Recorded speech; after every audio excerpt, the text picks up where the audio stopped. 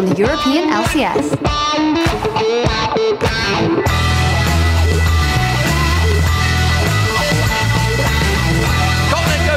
Enrique gets himself another, and they are just motoring through the Millennium defensive front line now.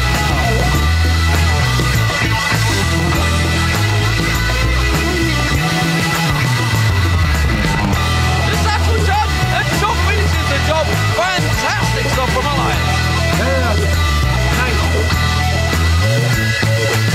Rocket now 1-7 in the league. They put up a good performance this week, but again, the problems persist.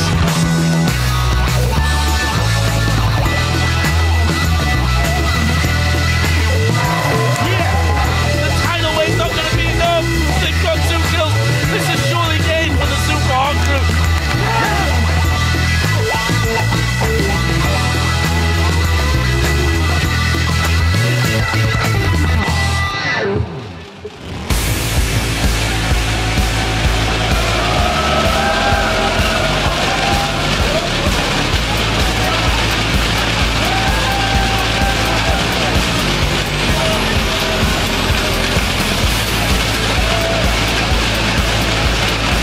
Welcome, ladies and gentlemen, to the European League of Legends Championship Series, coming to you live from our studios here in Cologne, Germany.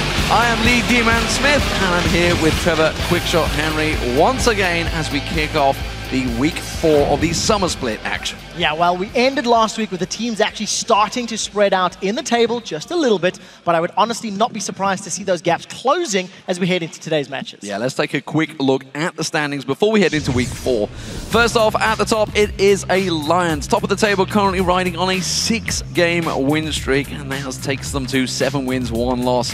And the only current tie in the European LCS is 4th place, where Fnatic and Millennium both have 4 wins and 4 losses, which is not really where we expected to see either of these teams after the spring split. Definitely not. And sitting in last place, we do have Rocket. 1 win, 7 losses. They have actually lost 6 matches in a row, and they will need to turn things around in terms of their performance if they want to salvage the splits at all. And of course, those standings will change as we start the day with an El Clasico match between SK Gaming and Fnatic. The next match, well, it was to be Rocket versus the Copenhagen Wolves. However, the Wolves have had to forfeit due to one of their players falling ill and the team failing to field an eligible substitute in time for today. Yeah, it is a frustration. So instead, we will head into the Super Hot Crew versus Millennium, and we will end today's LCS matchups with Alliance versus Gambit Gaming. The action will continue with the European Challenger Series semi-finals as Alex Sitch and the Ninjas in Pajamas take on Ocelots and Gamers 2. And after looking at the matchups, these are the players we'll be keeping a close eye on this week. For me, first off, it has to be Svenskeren. He was MVP last week and is the man that makes things happen for SK Gaming. He had a 94% kill participation against Gambit Gaming, ending at 8 kills, 2 assists, 2 deaths and 9 assists. If he can keep delivering performances like that, SK will win games with ease, that's for sure. Second up, it is Selfie. Since replacing Moops in the mid lane, Selfie has grown from strength to strength. He faces Kerp and Overpower this week, so will certainly be tested.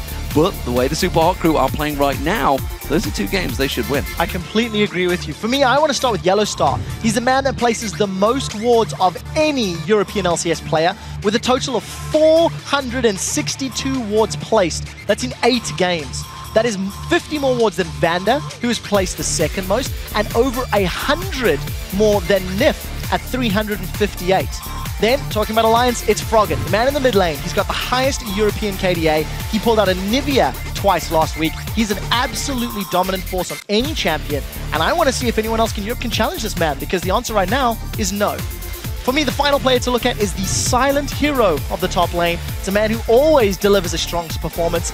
He goes unsung on the side of the Super Hot Crew. It's Mime. He's got the highest KDA in the top lane. He always delivers, and I'm looking forward to seeing how he continues to hold off all of the rest of his opposition. And if you guys want to track stats for these players and the rest of the LCS, head over to lolesports.com, where you can also watch VODs of the past games, read articles, get team information, and much more. You'll also find the complete schedule where you can vote on who you think will win today's matches. Yeah, submit your choices and we will check in before each match to see who you guys picked. And you can also visit the tickets link at the top of the page to get seats and come see the European LCS live and in person here in Cologne. Come watch your favorite teams and players and be part of the action right alongside us. Yeah, you can also join us on Twitter as well. And today we would like you to know, we want to know as well, which European LCS team do you guys think has shown the most consistent teamwork so far and why? Yeah, it's going to be a tough one to answer, but I imagine the top of the table. Probably got to look at the top of the table. We'll definitely get some favorites. For you guys at home, be sure to send those to us at LOL Esports with the hashtag LCS so we can actually read some of your responses later on in the show. So, it is time, ladies and gentlemen, to get the games underway with our first match of the day between SK Gaming and Fnatic. During the spring split, SK led the head-to-head against Fnatic 3-1. But during the playoffs, Fnatic flipped that around to go 3-1 and, of course, gain first place, taking them to the All-Star game in Paris. Now that we're into the summer split, though, SK Gaming faced Fnatic in the opening game of the season, where Fnatic pushed SK to the limit. They gained a 6K gold lead before SK turned it back around again and secured themselves another win. Yeah, SK definitely played well in that matchup, and from then on have gotten better and better, especially in the earlier game. And the easiest way to demonstrate SK's strongest starts is to look at how quickly they take advantage of getting the first dragon.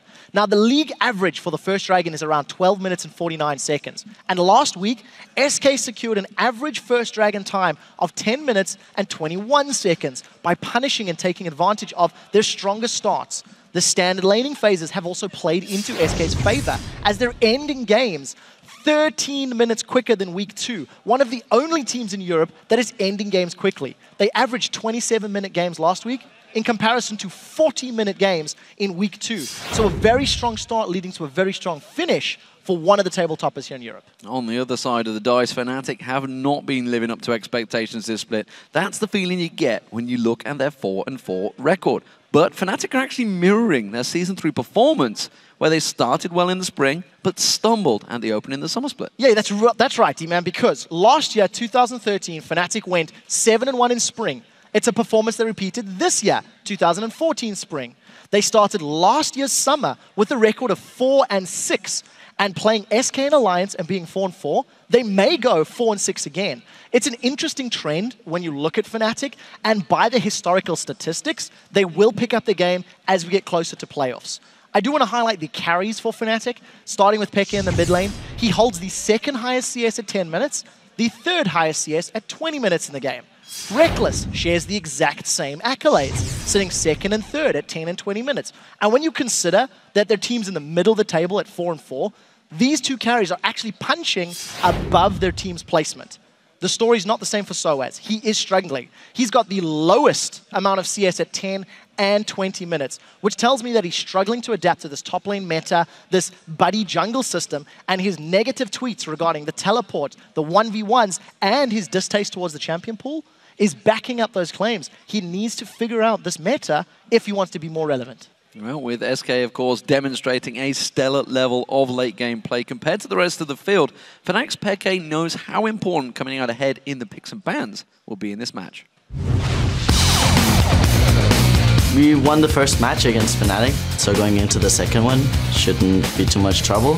I guess SK, like any game we played against them, we are not really worried about them. It's mostly about us doing like wrong things in the game. SK is just this team that doesn't really make mistakes. We have to be focused before the game starts. During pick and bans, I think we already have to be really careful then, because the moment they have a strong lineup, we have to play perfect the whole game. Most of the time we had great early game, but they just like do better rotation than us in after laning phase / mid game, and they just capitalize better on mistake than us in mid game.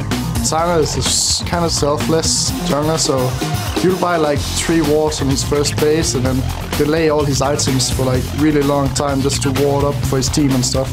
I'm kind of more like selfish jungler.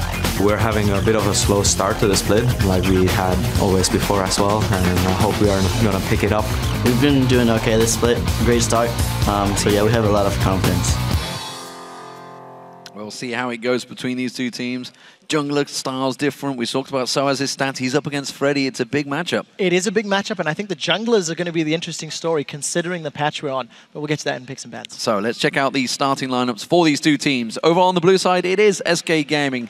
That means that Freddy122 is in the top lane, Svenskeren's in the jungle, Jesiz in the mid lane, CandyPanda the AD carry, and nRated on support. And on the red side for Fnatic, it is sOAZ up top, Cyanide in the jungle, Peke playing mid, Rekkles on AD carry, and YellOwStaR playing the support role.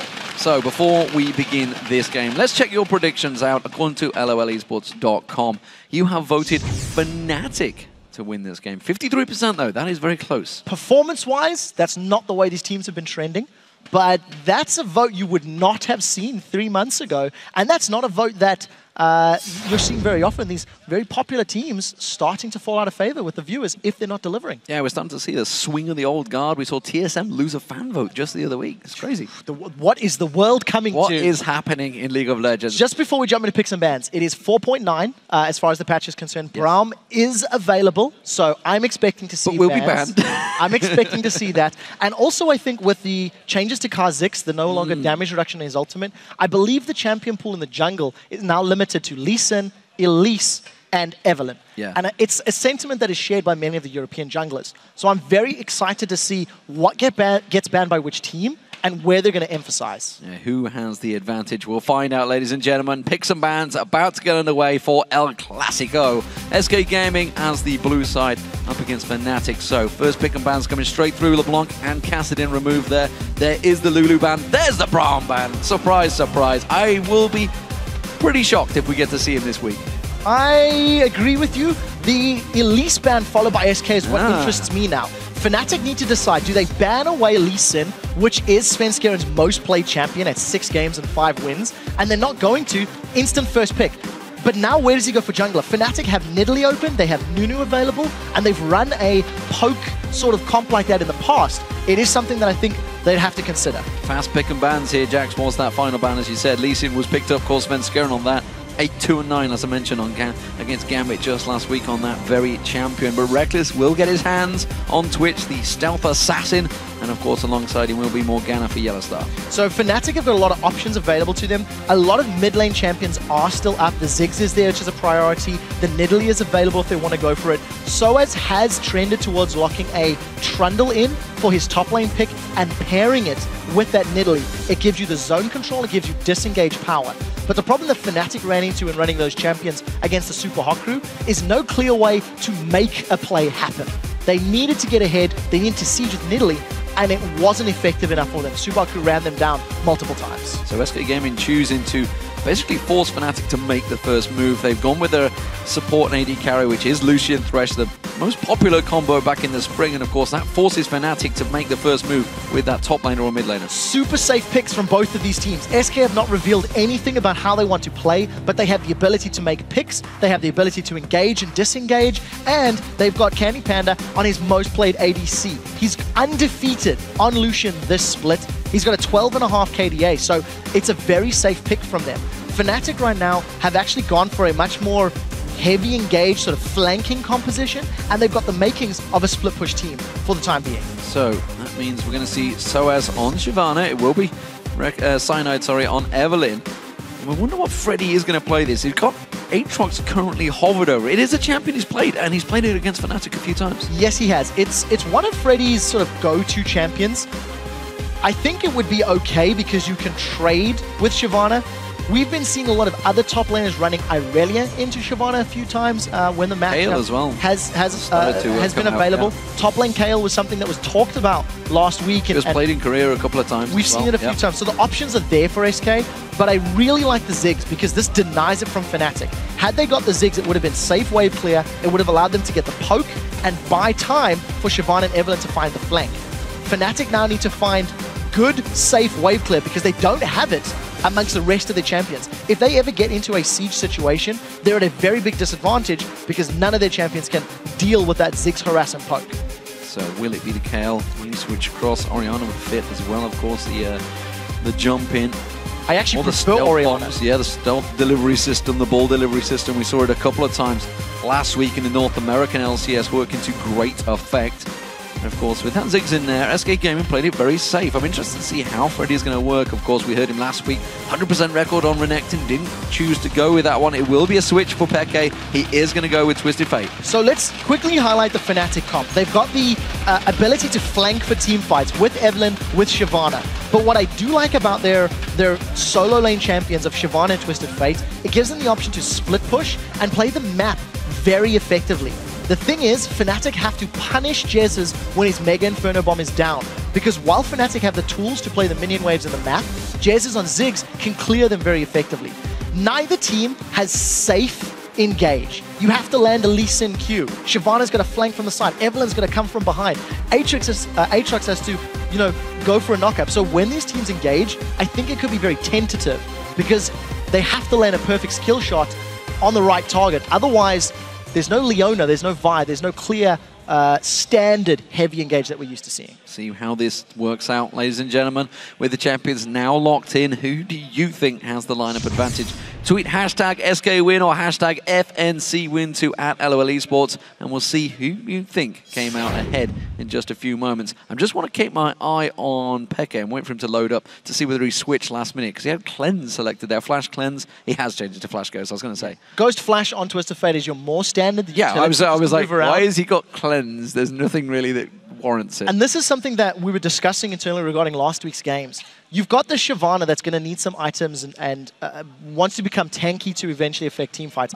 Evelynn can affect the psychological presence during the laning phase, but again, needs items to be a big relevant matter in team fights. If Peke gets a good Destiny off early on, he can affect his side lanes and accelerate the rate at which Fnatic can gain control. So those very first ultimates out of Peke are going to be game-changing. That's how it works out for him, of course, because he needs to get some pressure. And I got up against the Ziggs in the mid lane for Jesiz. It's a champion he knows all too well. Here we go, though, ladies and gentlemen. SK Gaming starting out as the blue side up against Fnatic on the red side. The first game of week 4 between these two teams. Last time they met, SK Gaming came out on top, despite Fnatic having a very early lead.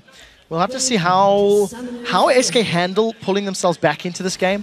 You could argue one of the reasons they pulled themselves back the previous time was the experience gained from the jungle camps. One of the big changes in 4.9 is the bonus experience on jungle monsters from the average level of champions has been removed. So what that means is, as Fnatic were accelerating further and further ahead, SK could farm their jungle up and get larger chunks of experience than Fnatic had because of the fact that average level was higher.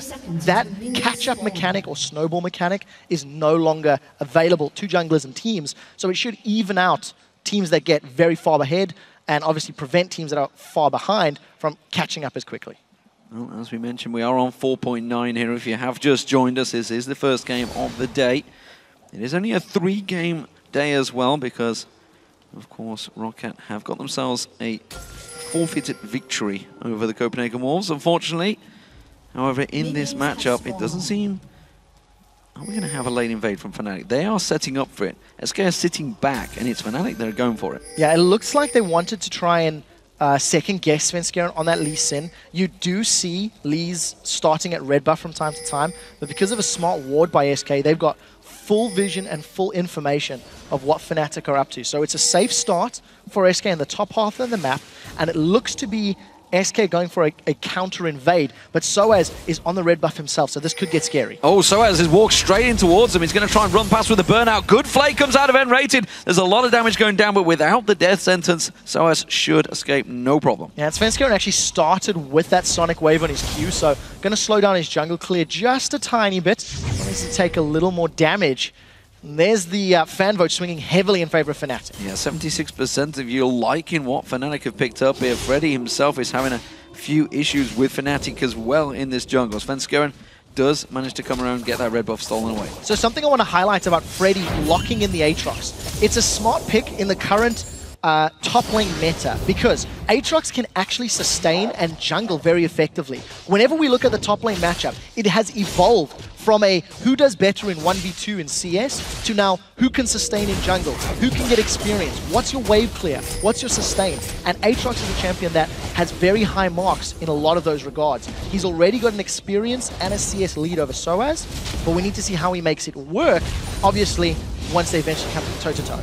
Yeah, and you can see being gifted a bit of experience. Meanwhile, the buddy system in action here. Cyanide level 3 up against his sOAZ, his level 1 still. Meanwhile, Freddy is about to hit level 2, but it's another good invade coming from Fnatic here. Going with that 4-0 push. It's going to keep on the buddy system, keep on pushing. They can only go for the one goal, and of course, one was stolen away by Freddy a moment ago. The question is, what does SK do to respond? They haven't seen Fnatic's members going for the bottom tower. Aatrox is 1.5 miles away, moving with Svenskeren to this bottom tower, and it actually looks like sOAZ and Cyanide have gone for the counter jungle route instead of the tower. They're going to catch a low health Freddy. He's in trouble. Freddy comes in. Freddy can just flash across. That's exactly what he had to do. Peke wasn't quite there, but that was a double summoners used by SK. Massive advantage to Fnatic because of the fact that Peke, when he has Destiny, is going to have 2 targets that he can try to shut down. Not having Flash on Freddy and Svenskeren is going to limit their aggressive plays and open up opportunities for Fnatic to punish them. Okay, so we've got a difference in playstyle as well between the duo lanes. You can see down the bottom, you just got a glimpse of it. That tower almost down. Fnatic pushing hard on that one. Meanwhile, the top lane, you can see CandyPanda is just freezing the lane out there, holding it still. Hasn't really pushed. They're going to catch Jesiz. Jesiz is going to get caught out. Stun card comes in there. It's a good play from nRated though. Here comes the teleport. Freddy's going to join this party. Dark Binding does not land. They can turn it back around. Freddy doesn't quite get the knock up in time. 4 members of SK continue to chase. Svenskeren does land the Sonic Wave, but they don't choose to follow on Cyanide. Ghost and Flash burned by Peke. It looked like Fnatic had caught SK out, but a very quick response by the teleport on Freddy and landing the skill shots by SK counters the play. So no first blood secured, but very strong start by SK. They've been pretty proactive in response to Fnatic, considering the counter jungling Fnatic put down. You can see, of course, YellOwStaR still only at level 2, hasn't been absorbing too much of that experience, and nRated in the meantime has been roaming quite heavily. We just saw him around that mid lane there. He was involved in that mid lane fight. He's leaving CandyPanda all on his own in that top lane. In terms of 280 carriers, they've pretty much unhindered both of them. You can see in terms of farm, both doing very well. Yeah, but you've already pointed out that Rekkles has done a better job at putting damage on that bottom tower. So once Fnatic decide to take the objective down, they will get the experience to gold, and they'll open up that portion of the map. You touched on nRated's roaming. This is a trend we have seen from European Thresh players for the last 3 weeks. Threshers are roaming to whichever lane needs more assistance or wants more control. We've been seeing it with top laners. If we look in the mid lane, there are so many members collapsing. SK are looking for a fight here. There's a party going down, and Jesiz is happy to keep throwing out those bombs towards him. Satchel charges away from YellOwStaR. Dark Binding comes out. Lantern was thrown, wasn't required. And SK going for the invade, taking away the Wraiths and keeping Fnatic on their toes here in this mid lane. Yeah, the question is, how much does it hurt Fnatic in the bigger picture? You compare levels in the top laners and junglers, they're even. 80 carries are the same, supports are the same. So even with SK roaming and moving around the map, they're not losing out on CS, they're not losing out on experience, and it's actually Peke that's falling behind. Because of how much time nRated's been in mid, he's losing out on CS, and it looks like they've caught Freddy.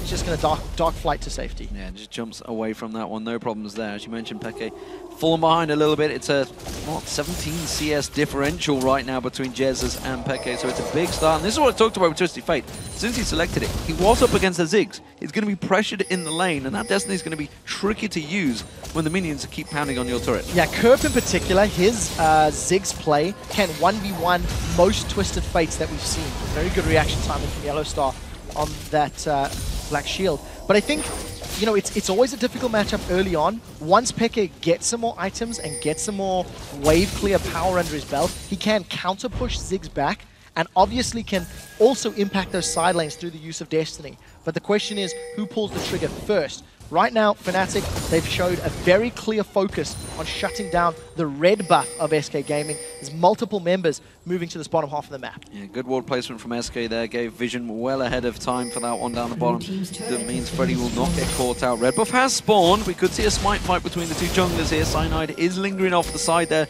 We do see just coming around the side. YellOwStaR joins him. YellOwStaR gets hooked in with a death sentence. They tried to slam on towards him, but now Fnatic are going to turn this one around. Peke comes in. Mega Infernal lands. That is going to be Rekkles with the first kill there on towards Svenskeren. Very well played by Fnatic. They had SK on the back foot.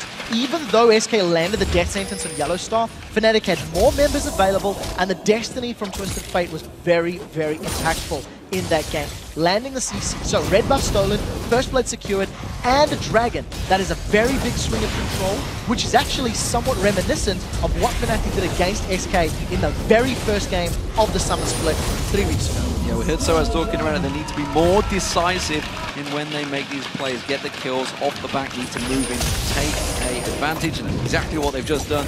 See if they can keep it up though, because this is only the early game. This is where SK generally always fall behind. I mean, last week was the first time they started to turn it around.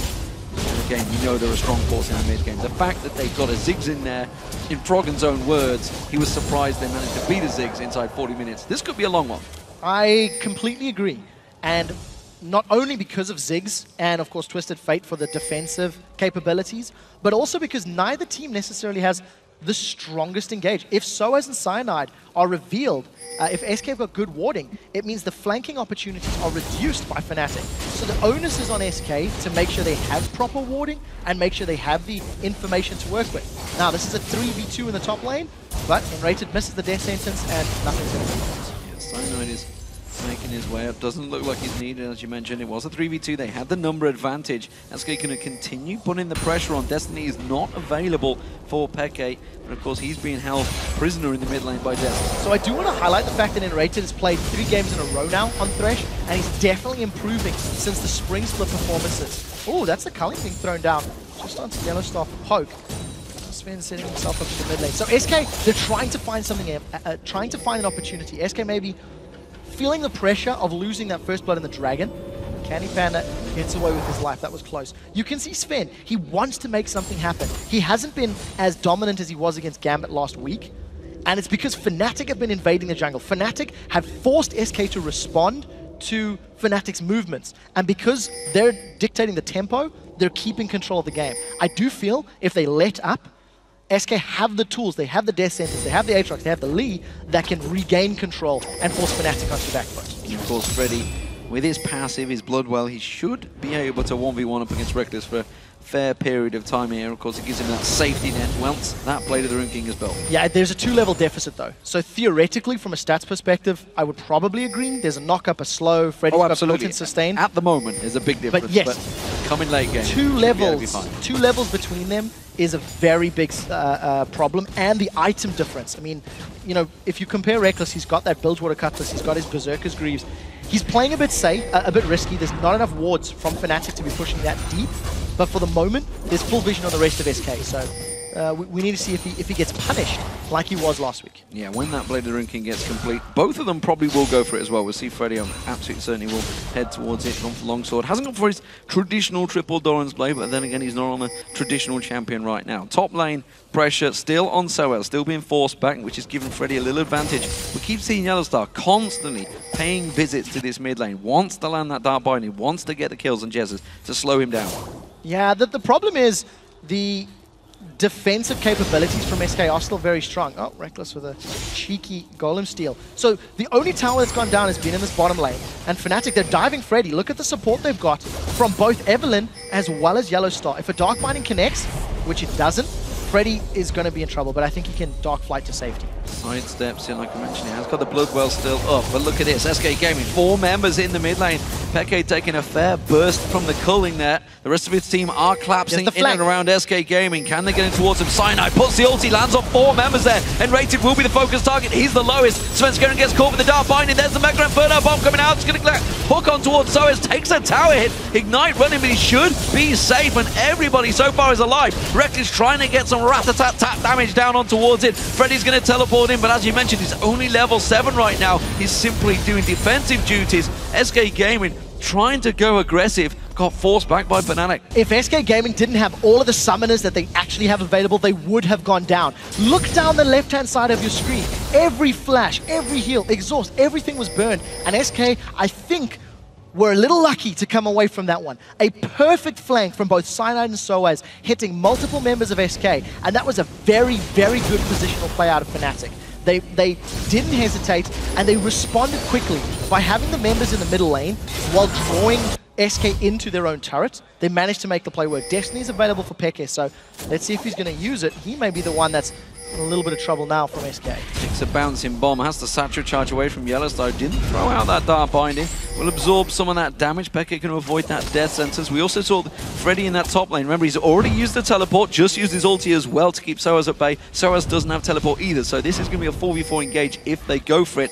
Sidon and YellOwStaR looking to steal the red. Yeah, there's something more interesting. Fnatic have got 4 sweepers and a blue trinket. They want to be in SK space like they're doing now. Rekkles and nRated in all sorts of trouble. That's going to be Peke that manages to secure that kill away from Rekkles. So the point that I'm trying to make, with 4 sweeping lenses and the scrying orb, Fnatic wants to constantly be in SK's jungle, constantly be denying vision, and forcing SK into risky moves. If they can keep making SK, jump in their face or move through the jungle unsafe, it opens up Peke and his Destiny ganks to make even bigger, even flashier plays. So I think it's very smart from Fnatic, but we need to see if they can keep this level of aggression. It's not something we've seen them do at all this split. Roaming abilities that Twitch offers you is actually opening up avenues for Peke to start looking for kills, and that's exactly what is working out for him. 1-0-1 currently ahead now in CS, and that's a big difference because he fell, 17 CS behind it in the early game, but he's managed to gain that ground up. Pink ward being cleared by nRated, almost got caught out again there. You can see Fnatic with gathering, but with the dragon alive, this is going to be the fight they're looking for. Yeah, now nRated still does not have access to the box because he's been roaming a little more and has not been sitting in a lane by himself. He doesn't have access to his ultimate, whereas YellOwStaR does with those Soul Shackles. Teleport is not up for Freddy either, and you see sOAZ coming down. So Fnatic instantly with a numbers advantage and the level advantage for the following team fights. CandyPanda caught out there. They didn't decide to go for it, but there's going to be the destiny. Peke is deep though. The rest of his team haven't really followed through on this one. Mega Inferno Bomb comes in. The death sentence lands, but it doesn't matter. The damage is there. SK Gaming haven't quite got enough to rattle them down, and Fnatic come out with 2 kills. Very lucky, I feel, there. Peke and YellOwStaR so low, but they get the kills. 5 versus 4, and there was no top laner from SK Gaming, so Fnatic were always going to have an advantage. Sven does have Smite available. He's looking for it. We'll see if he's going to go. He's going to land the Sonic Wave. He's going to run out. He's going to have to go any second. Now he's left it too late. Yeah, that's going to be the Dragon. So, Tower was picked up by Freddy in that top lane. It wasn't all lost for SK, but it's a good turnaround once again. More kills and another Dragon. This is what we talked about in the pre-game. Fnatic had the ability to play the map, and they can deal, or they can play like a split push game. But they knew that Freddy had used his teleport, and they punished him for it. Look at your minimap. So many members of Fnatic coming from multiple angles. It's actually very difficult to pull off this sort of pincer type of move, because if SK had got all the damage down into YellOwStaR, instead of playing retreat game, they could have killed him.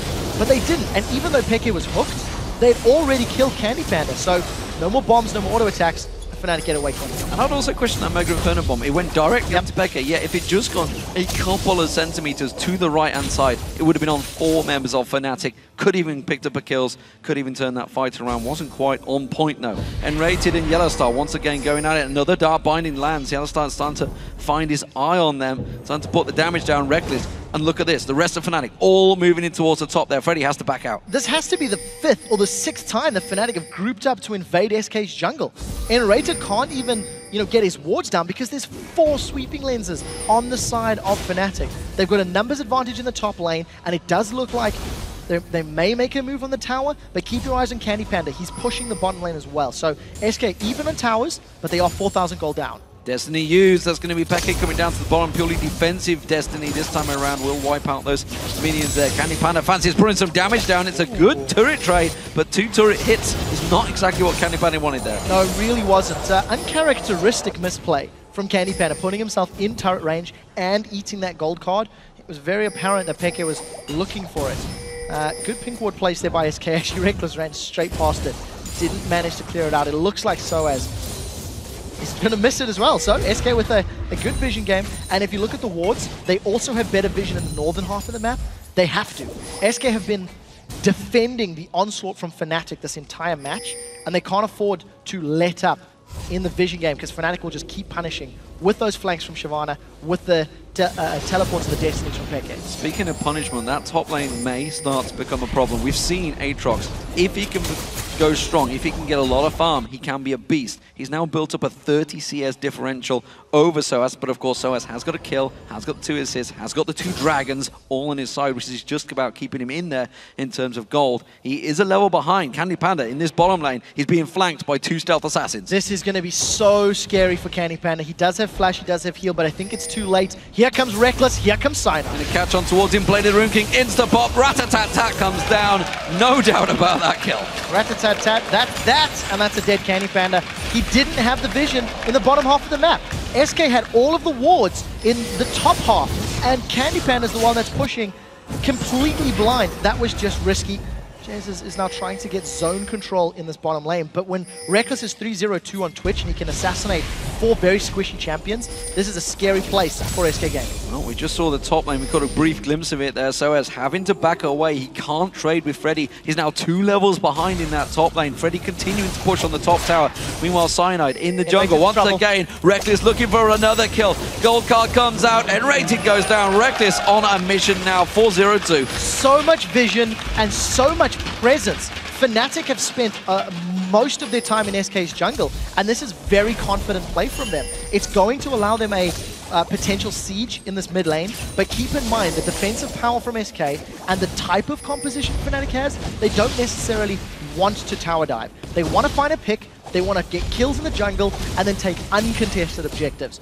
For the time being, SK have defended their outer turrets, mostly because Fnatic haven't actually looked to really siege them out. Yeah, still just that one bottom turret that went very early on for Fnatic, and of course the top one that Freddy's worked himself down. Look at the goal between them though, you can see it's actually sOAZ in the lead, as I thought, because of those global objectives. He has managed to get himself level 10, has continued to push a big wave.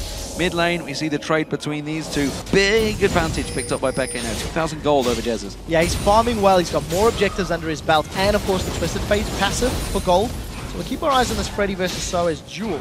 But I do want to mirror the fact that in game 1 of the split, Fnatic had a 6,000 gold lead, and it was thanks to SK's ability to find picks under towers and responding to Fnatic's pressure in that game that allowed them to win. It was also sOAZ with some questionable plays. He was caught out in the top lane. Right now, SK are being flanked, and we'll see if Fnatic can do anything. Dark Binding doesn't land. Mega Inferno Bomb misses. Jesiz goes down. It's another great flanking move. YellOwStaR, though, gets caught out, hooked into the tower. Rat-a-tat-tat running from Rekkles. Not going to get the mark this time around. Freddy comes into defensive duties.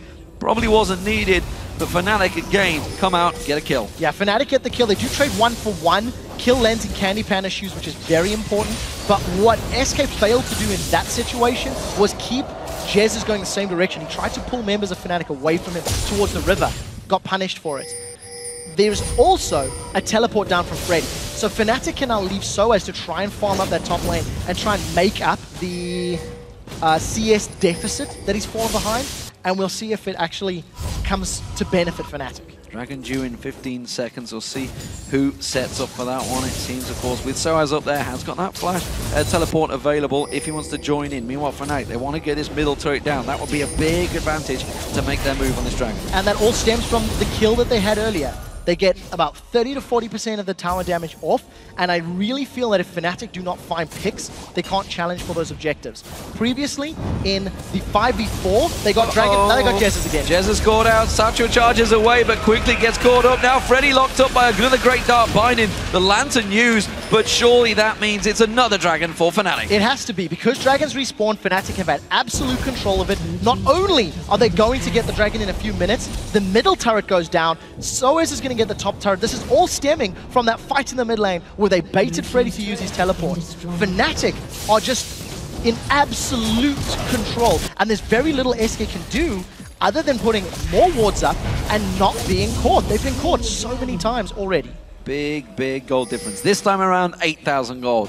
Surely they can't mess this one up this time around. Fnatic have a good advantage. 22 minutes into this game, looking strong so far. That mid lane Peke has been roaming around, and it's all been because of this man, honestly, Rekkles. He's been looking for those kills and getting them. 90+% kill participation with his 4-0-3, been involved in almost every move that Fnatic have made. Yeah, if memory serves, last week, Rekkles was 0-3-0-4 at one point. On Twitch against the Twisted Fate. He had been punished a lot. And this particular game, he's not been under the same pick pressure. So he's been able to roam. He's Only a little bit of CS behind CandyPanda, but it doesn't matter when he's got 4 kills. Static Shiv completed. Blade of the Rune King, he's almost got a Last Whisper. Fnatic now have the toughest job. What they've been doing in terms of the jungle invades to get the outer turrets is easier than doing the same thing on the inner line of turrets because there's less space between SK's base and the objectives. Rekkles is stealthed up and he's looking for another kill. I think he might get it. He may get on towards nRated. He's trying to get away with that shield. There's Rekkles. He has the damage now. That's a big, big problem building for SK. He didn't even use his Blade of the Rune King. That was just all too easy with the amount of damage he's built up. There's no teleport on Freddy, so Freddy's going to need to back away and come to defend this middle lane. Fnatic looking like they're going to back away. They need to kill Jesiz if they want the tower. Well, the one big thing, of course, with the Ziggs, you do have fantastic wave clear. Teleport being used by sOAZ has to defend out this top turret for Freddy. Yeah, so sOAZ now without his teleport means Fnatic may go into a slightly more passive period of play because they're not going to have sOAZ who can respond instantly. And in order for Fnatic to break this inner line of turrets, they need to have very deep vision, and ideally, they need to catch Fnatic on an aggressive push. Last time SK pushed middle lane, Fnatic punished with a flawless flank. And if SK do the same thing without the correct deep vision, they will get punished again. Look at Fnatic's positioning. They're setting themselves up for another engage. sOAZ coming from River, and there's Destiny as well. Where's he going to go with it? Goes straight in. Mega Inferno Bomb this time does land, but Jesiz gets caught out again. Another fantastic control, really. The Destiny landing on towards him. Cyanide sidesteps the cull in there. SK Gaming can't seem to manage their damage in the right target. They're splitting across. Freddy once again gets himself down there, but again, not in the right place at the right time. And Jesiz, he is being picked on right now in that mid lane. There is no hesitation from Fnatic at all. Every single time the opportunity presents itself, they are punishing. And I think sOAZ, even though he's down on CS, he has been in exactly the right place his team has needed him. Now SK blue buff is up. Sven, you're in trouble, my friend. Puts a ping ward down. He was ready for it. Don't think he was ready for the two of them, though. There's going to be the Lantern. They're going to try and turn this one back around. Freddy, meanwhile, is caught out with the Dark Binding. The chain CC is fantastic so far from Fnatic. They're landing all of the abilities they need to, and SK managed to defend their blue buff. That's actually very, very important for them. Jesiz has respawned. He should get in range to take this one down. And this is going to, again, just put a slight stall on Fnatic's play. The reason they were able to punish SK in the mid lane a few minutes ago is because of sOAZ reading the situation well, moving down even without teleport, and again, no hesitation. But sOAZ on defensive duty, he's holding off as many objectives as possible. And Fnatic, without kills, can't break those inner turrets. But they've done a phenomenal job of dictating the tempo and pushing SK to the absolute limits. Thing is, while it is 10-1 in terms of kills and a big gold advantage, still 8,000 gold, SK still have. The bottom turret will go down very quickly. The top inner turret will go down very quickly. There's money in the bank already there, whereas Fnatic, they're getting these picks, they're making these plays, but they're struggling to make a dent now that those 8 turrets are start to go down. The thing is, this would be the same shoe on the other foot. Even if SK were to get those objectives and Fnatic were to group up for a defense, SK run the risk, if they don't know where Cyanide is, he'll just come in from behind them. He'll come in from the side and punish them. Peke, with the Hourglass and the makings of a Death Cap, he's got an incredible wave clear. So SK are looking in a similar position to find these picks, but because they're so far behind, they need to be 100% certain before they engage. Because of the fact that they're 10k down, 9k down, if they make one misplay, it will cost them inner turrets and maybe inhibitor turrets as well. Well, we can see Freddy starting to get some of that tankiness built up. When the Zoma will be coming out very soon. Meanwhile, sOAZ his counterpart, you can see, full tank build, no problem there. Going to be the man that throws himself into the team fights. Freddy in that mid lane trying to put some pressure down, but not really creating anything at the moment because Fnatic have spread across the map. They've gone with pretty much one in the top, one in the bottom, two in the mid, quite easily jungling. They have full control of the map right now. It's what we expected from them. And the problem that SK have, they don't know where Twitch or Evelyn could be if they don't have those pink wards down, which means if SK ever want to engage on Shyvana in the bottom lane, they know Twisted Fate with Destiny could engage. They don't know where Evelyn is. They don't know where Twitch is. So it means that SK have a difficult time of dealing with the split pushes of Fnatic because they have so many more factors to put into the equation. Cyanide again, looking for another flank. sOAZ could come in from behind the turret. Fnatic, I think they want another fight. Cyanide looking to come around, but he's going to get spotted a little bit too early this time around. The Dart Binding does land, but it's only on nRated. There's going to be the death sentence. sOAZ comes around the side, nRated will go down. It's Rekkles with yet another. sOAZ tanking out the turret again. Look at the map. Freddy on the top lane, not with his team. He may get the turret though, so it's an objective for a death. Objective for death is something SK will be happy about, and I wasn't anticipating Fnatic to go for that confident of a tower dive. Props to Svenskeren. He interrupted the Dragon's descent. It's not over. Bye, Jesiz. Jesiz going to go down here. He's getting sidestepped around the side there. Flash is out. They managed to turn it back around. Peke goes down. He will eventually die. And now CandyPanda's in trouble. He needs the help from his top laner, who is also backing away. CandyPanda's rushing away from this one. He's got a lot of damage. He's still got that Triforce and Bloodthirster. May be able to dash out of the danger here. Cyanide collapsing around. Cyanide's got to be careful. Doesn't manage to land the double tap. Will just dash through to the Baron pit. So he manages to get away with his life. The rest of Fnatic are trying to push through the middle lane. The trade ends up being a 2-for-1. Very importantly, the bonus gold from Peke's killing spree has gone over to SK, so it's going to start closing that gold gap. But I think Fnatic are looking to grab themselves another uncontested dragon. Props to Jesiz as well. He did flash into the middle of the fight. Peke tried that sort of Messiah-style move, Destiny in, instant hourglass, and SK just collapsed on him like a ton of bricks. Managed to grab their second kill of the game, but it is still a very grim situation for SK Gaming. They are far from looking like they can turn this control around, but Fnatic are now in a position Super Hot Crew were last week, 2 weeks ago. Fnatic need to find those kills deeper in the jungle to get on the inhib turrets, because barring that previous tower dive, Fnatic have actually not touched an inner turret for a very long time. Yeah, they've not really got any damage on it whatsoever. Despite the fact they've been focusing Jesiz so hard, they're taking away that wave clear, they haven't been able to put pressure on. Now that Freddy's taking down that top inner turret, he'll probably rotate around in the moment. He's going to cover off sOAZ, and then of course that bottom outer turret. Very low on health already, which we see Rekkles going down there. He's going to get himself that wave clear in. So Fnatic are in the driving seat, but SK do not count them out. Late game is where they excel, despite the fact they're 11,000 gold behind. These tight fights are very, very close. nRated's dead. Well, here comes Destiny. I think you're right. Yeah, not getting out of that one. So that was the problem we talked about. Shyvana was split pushing top. Oh, YellOwStaR might go down as well. Oh, they're going to try and catch on towards him. Now Svenskeren and CandyPanda trying to make some plays there. Freddy's also coming around the side, but this is all leaving the bottom lane open to Rekkles, who's just continuing to push. So this is the power of Fnatic's comp. The moment SK tried to deal with sOAZ in that split push, Evelyn comes out of the sideline, Destiny is used. What it does mean is that SK, if they are feeling confident, they can make an aggressive play on Fnatic, knowing that that ability is no longer available to them. CandyPanda trying to deal with Rekkles in the bottom lane.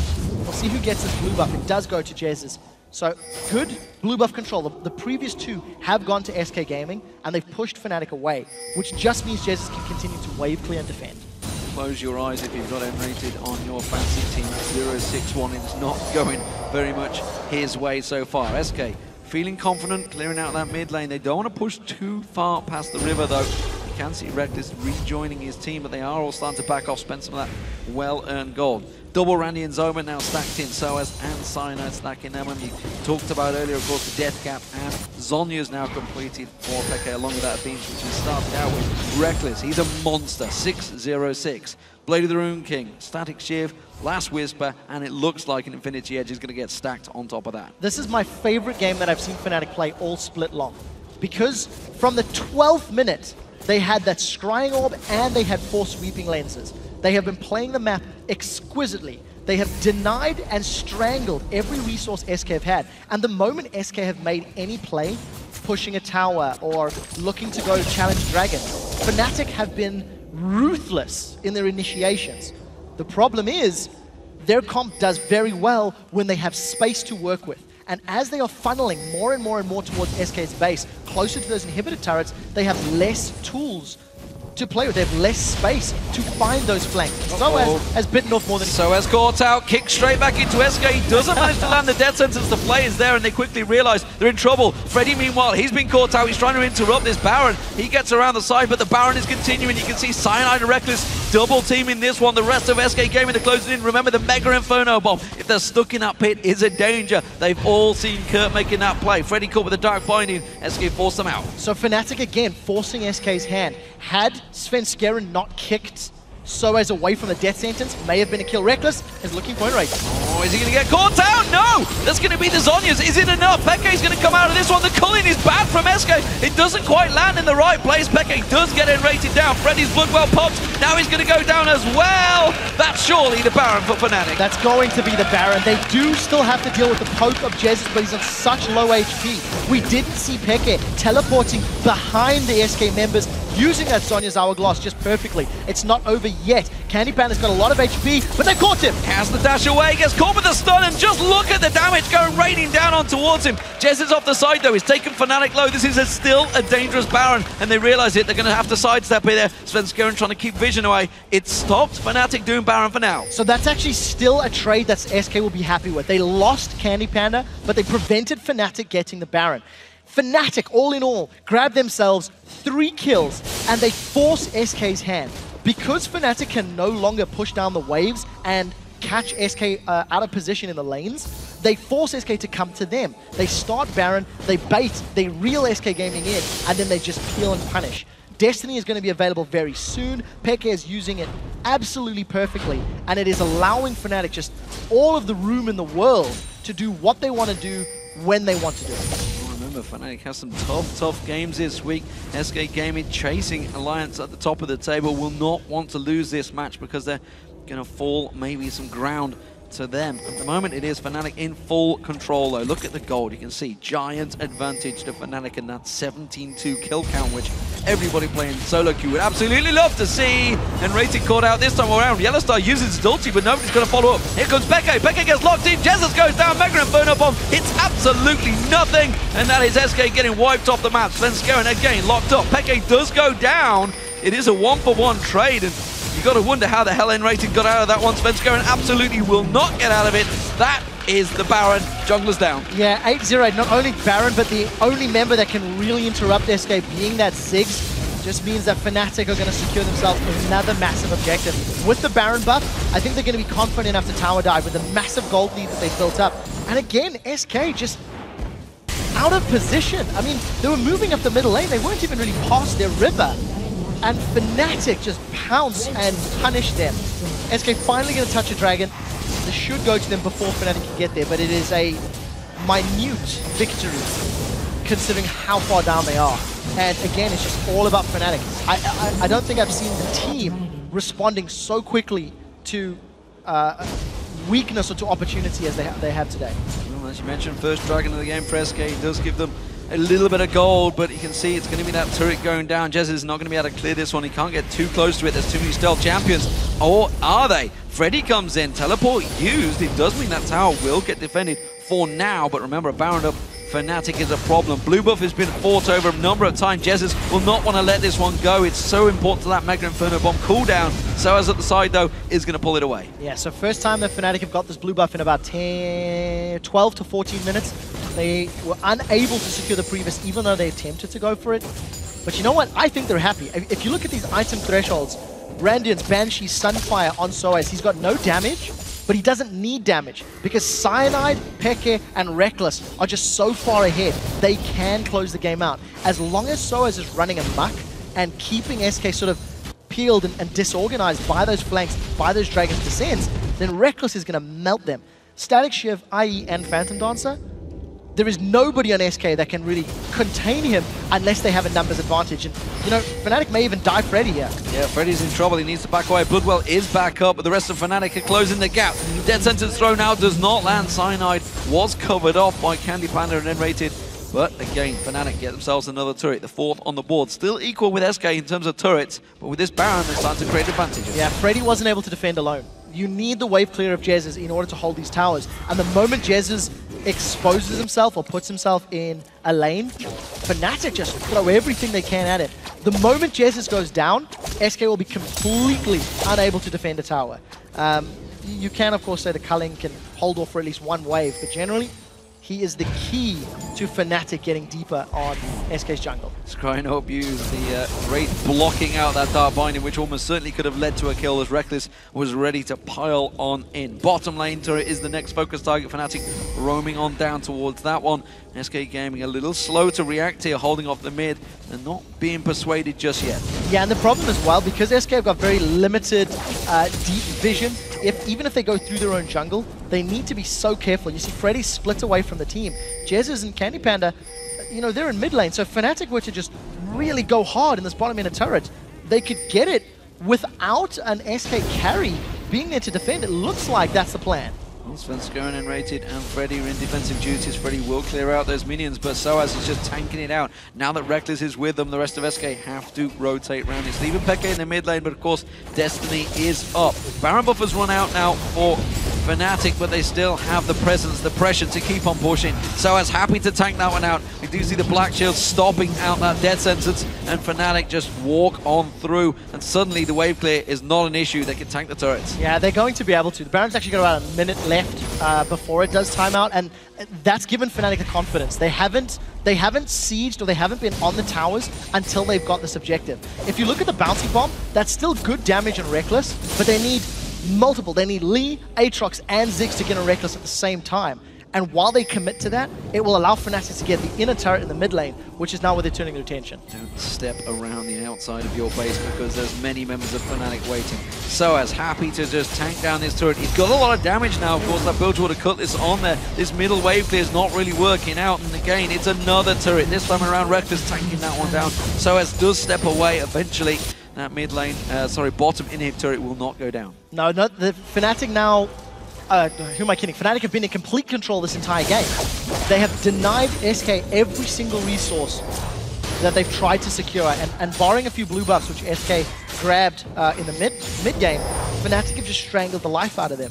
Now, in terms of getting over the final hurdle, in terms of actually winning this game, Fnatic need to pull SK to multiple lanes. If they can have sOAZ forcing the bottom or the top lane and allow the rest of Fnatic to siege up the middle, use the poke that they've got from Twisted Fate and maybe the Lich Bane, which he has got, it'll work out, and we'll see if nRated's going to die. nRated, CandyPanda, everyone caught out in the mid lane. CandyPanda does get away. Svenskeren's at the back. He can safeguard to nRated, and they do manage to avoid the danger this time around, but that was another flash heal build for CandyPanda, but it's enough to keep him safe. Yeah. Freddy comes in defensive duties, and xPeke with that Lich Bane now built up, doing yet more damage to those turrets.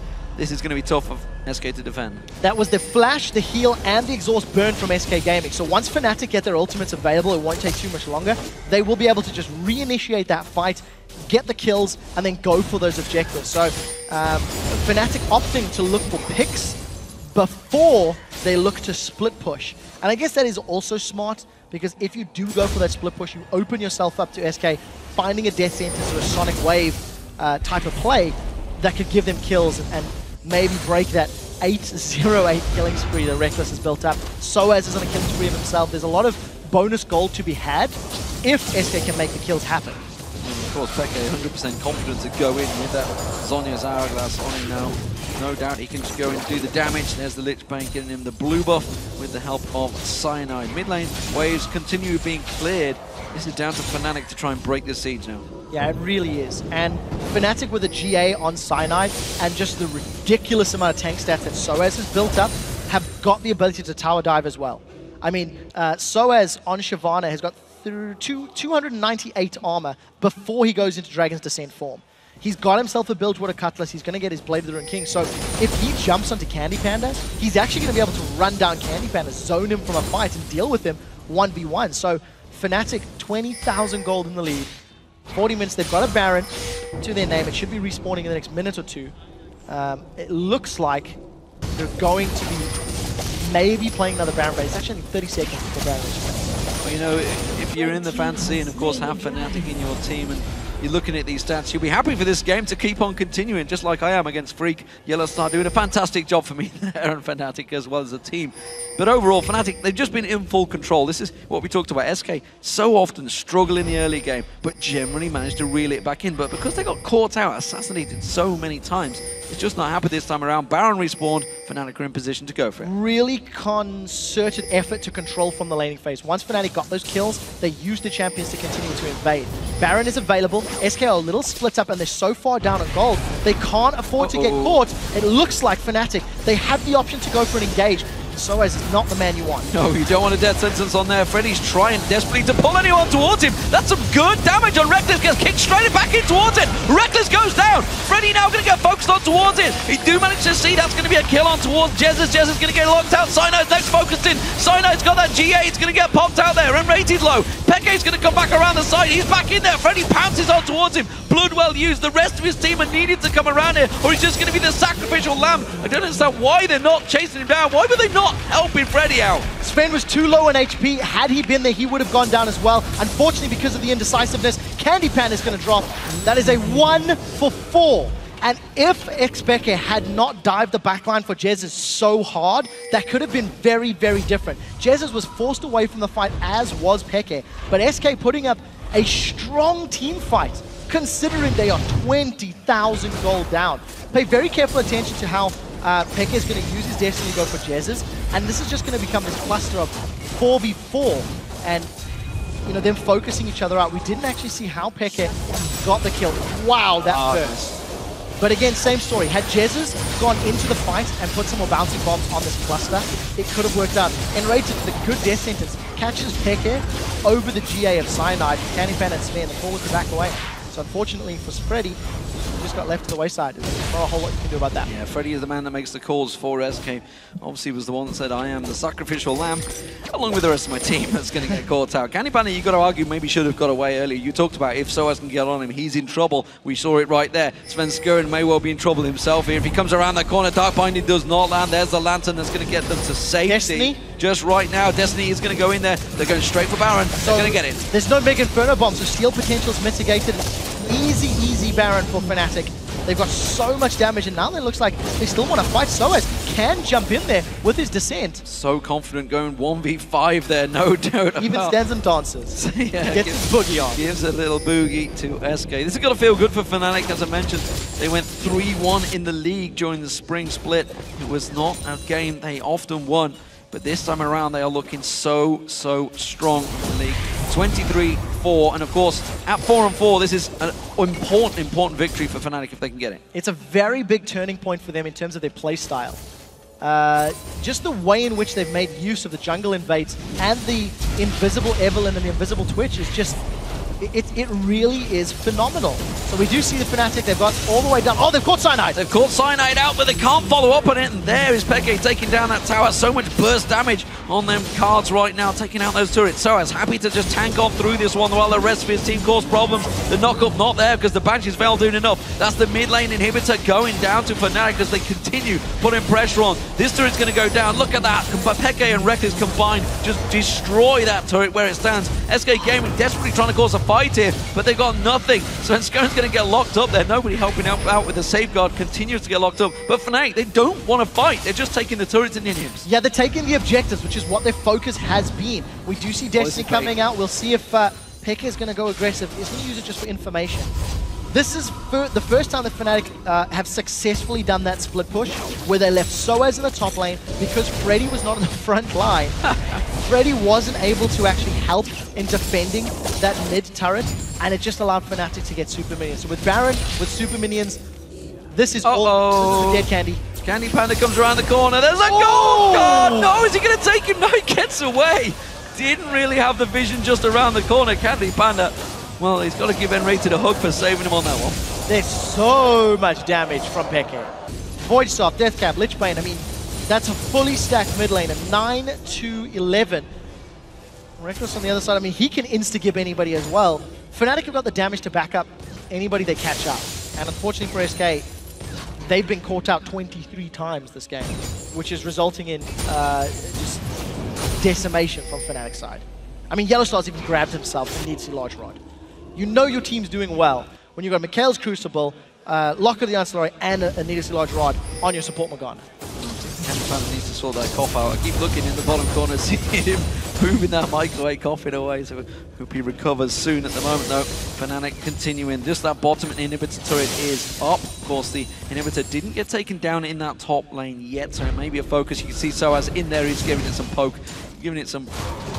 The moment they commit to sOAZ, the rest of Fnatic are just going to get the bottom inhib turret. Oh, Jesiz is the only one defending it as well. Three-man focus on towards sOAZ. Desperately trying to keep on towards him. Rekkles will get some poke in there. sOAZ taken very low on this one. Does quickly just flash away. Okay, safe. That's the third or fourth time we've seen CandyPanda's culling not really anticipating his opponent's movements. He has not been on point this game. And case in point, when he got caught up in the bottom lane, he was overextended. He got punished for it. Unfortunately, because of SK's individual weaknesses in this game, they've really been falling further behind. And Fnatic, you can't take anything away from them. They've just had such a great control game. The moment sOAZ gets the inhibitor, Fnatic will go for the tower again.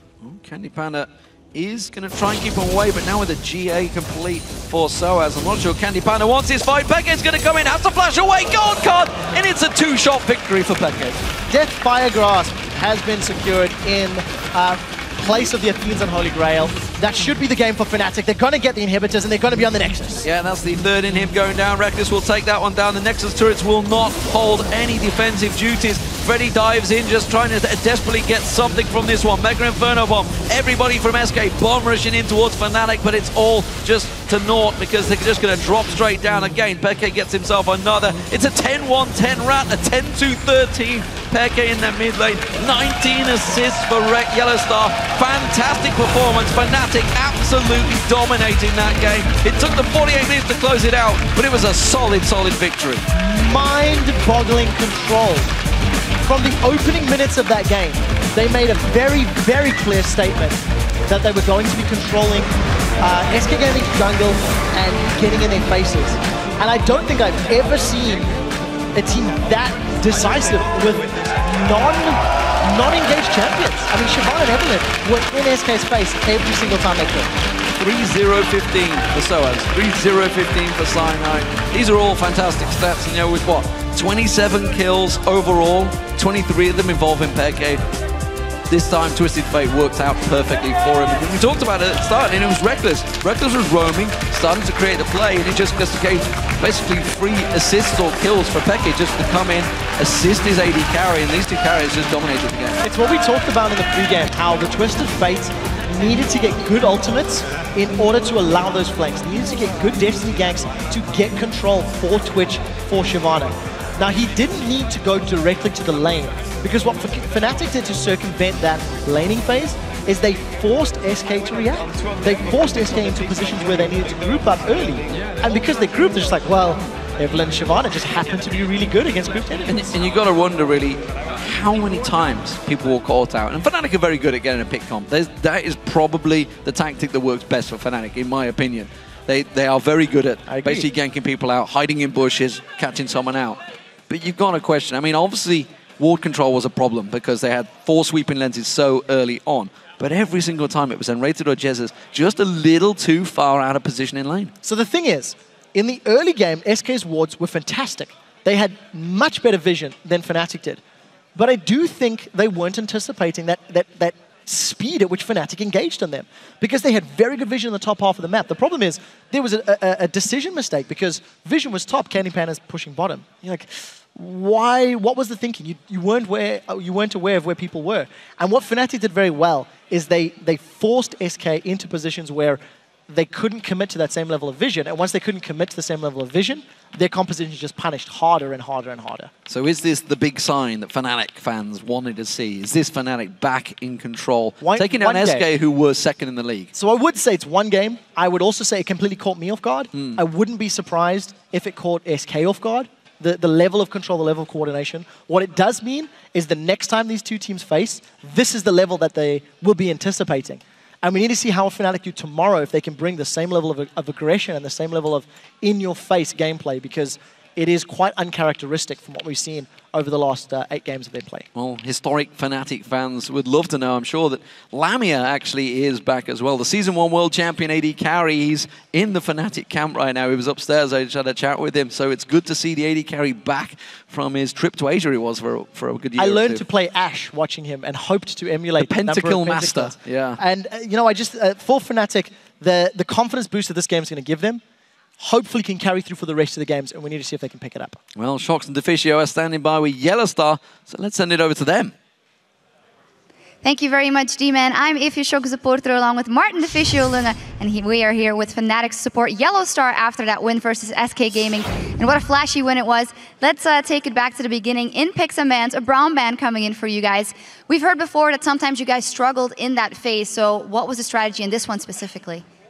In the banning phase, we just ban the OP champions, even though there are too many. We just try to target what's the most annoying to play against, and that's pretty much what we did.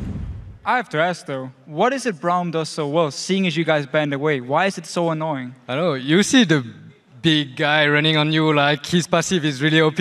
He just hits you once, and then you can proc the stun really fast, and it's really broken. So I think he's really powerful.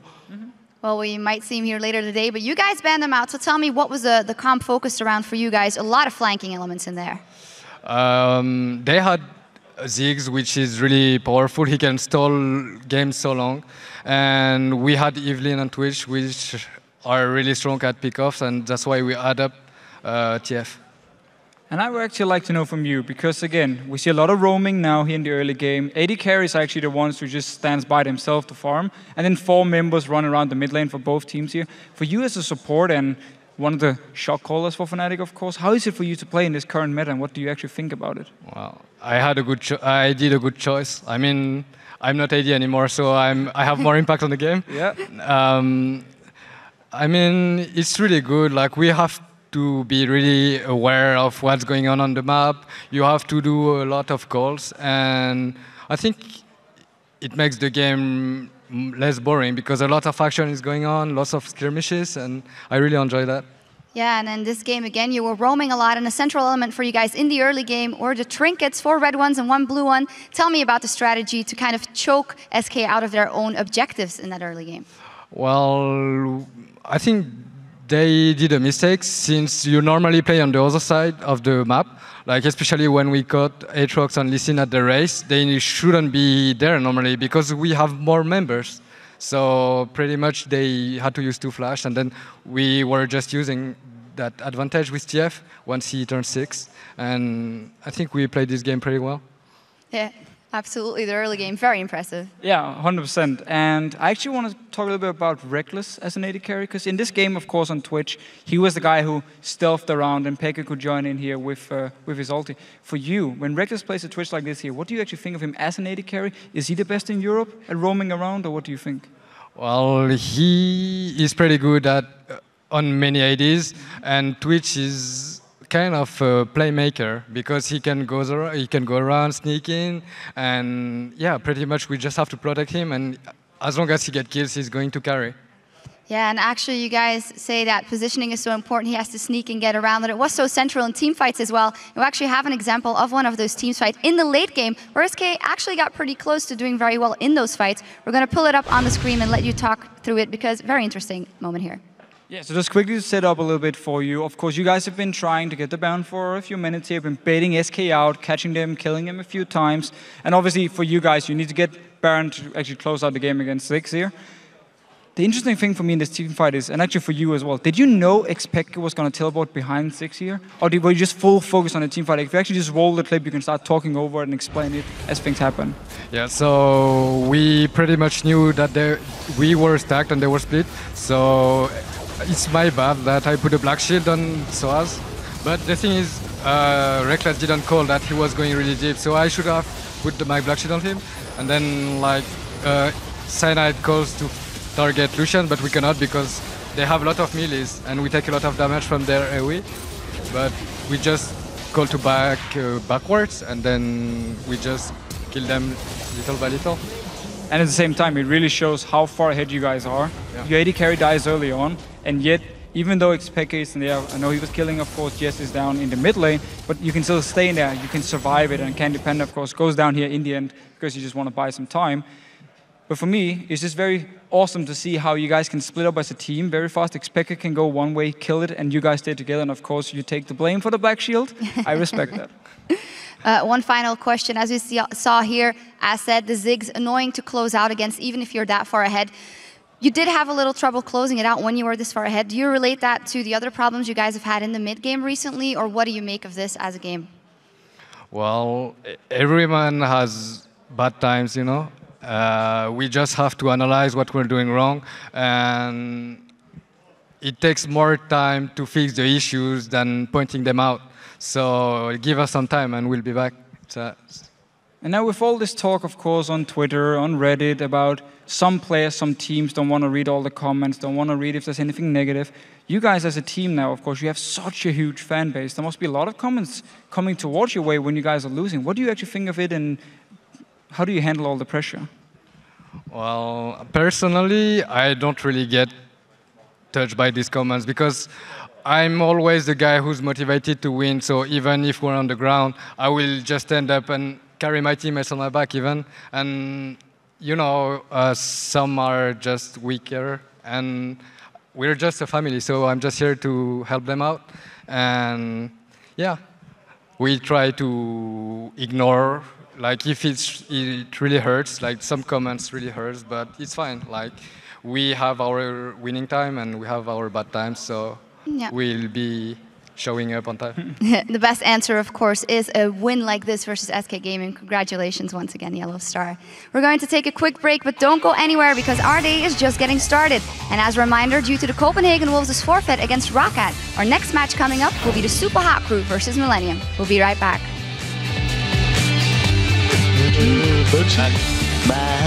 But there's going to be the destiny. Peke is deep though. The rest of his team haven't really followed through on this one. Mega Inferno Bomb comes in. The dead centers land sprint doesn't matter. The damage is there.